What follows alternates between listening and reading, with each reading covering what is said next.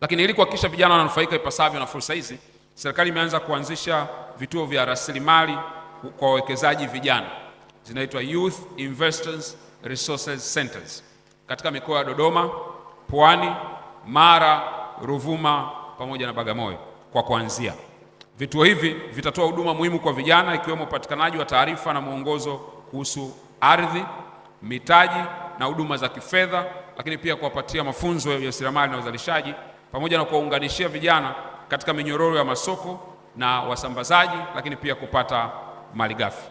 Sambamba na hilo, serikali inatenga ekari 1,170,000 za ardhi, ikiwemo mashamba pamoja na maeneo ya viwanda, ili kuwawezesha vijana kuanzisha viwanda na shughuli za uzalishaji kama nilivyoeleza hapo awali.